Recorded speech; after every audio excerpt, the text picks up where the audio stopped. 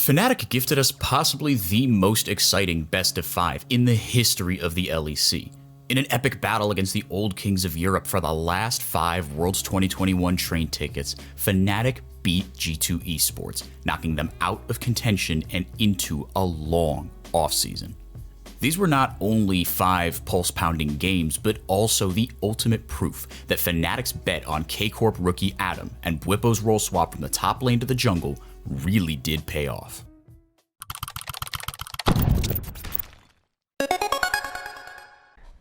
All right. I mean, yeah, the split. It's been a wild ride. It's been a bit of a roller coaster. We went all the way up, started winning early on in the split. We went a bit down, started losing a bit. Come into playoffs, we're on the mountain.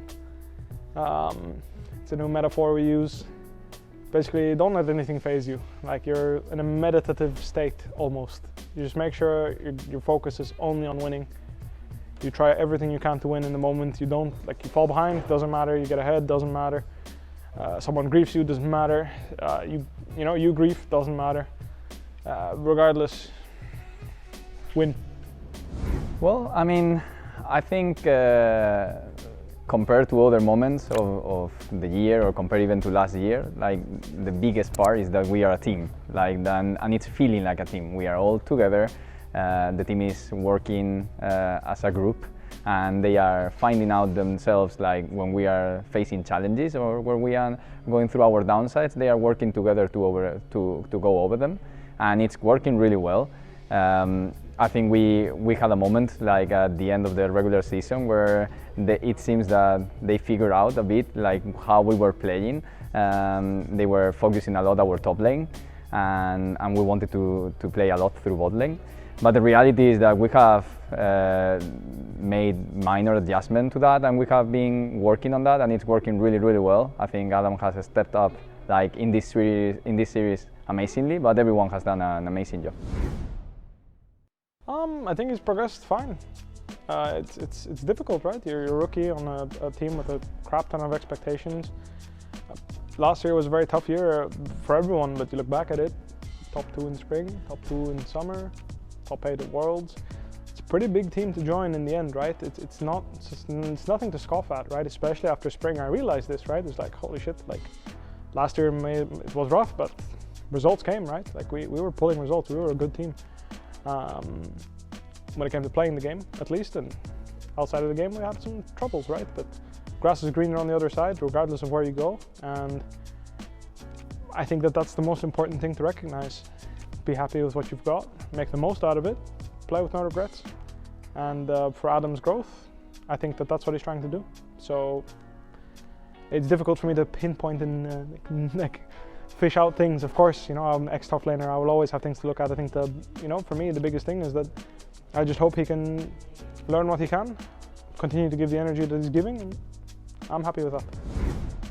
Adam is a monster. It's a guy that we picked obviously from the ARL because of the potential and the talent that he has.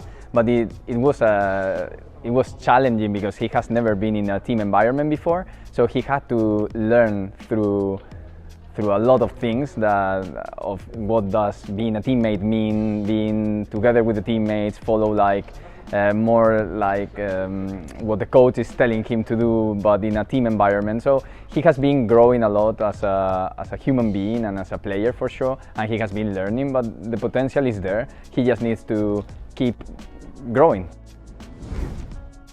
I think short term I did for sure. Long term I'll have to have a long and hard think about what I want to accomplish.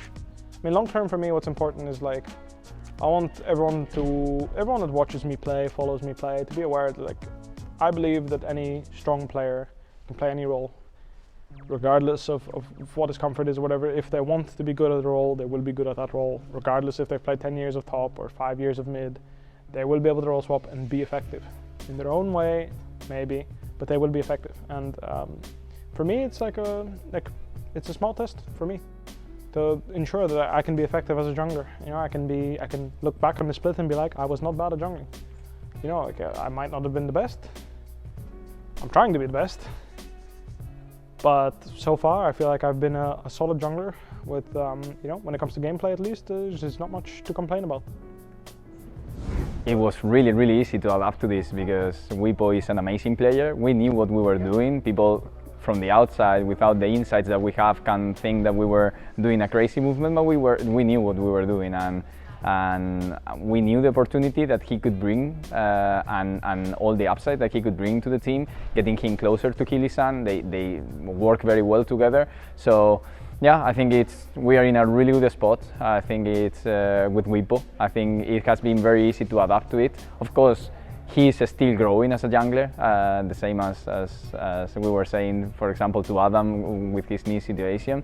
But if someone can do something like that, it's Bwipo, who is a huge player with huge knowledge on the game. I mean, I think that having options is always really important, and like being able to play champions that do different things is like what defines a small or large champion pool. Like I can name you 20 champions that accomplish the same thing, and I can play 20 different champions that do the same thing, but that's not having a big champion pool, right? Because you're accomplishing the same goal with all these champions, at least in my opinion, right? So finding champions that accomplish different things in the game is what defines for me a big, like a large or small champion pool, and I think that Adam found some picks that feel comfortable for him, that accomplish different things in the game, and I think we found some solutions for now, and ultimately, if we manage to make it to Worlds, you always need to have the biggest champion pool possible when you want to compete at an international level. At least I think that the biggest difference between international level and national is people attack individual players much better. Like when I play against Asian teams, my experience against Asian teams is that as an individual player, I felt sometimes like they were picking away at my comfort and like picking away at the champions that they know I do very well on, and put me in situations where I have to perform on champions that aren't that.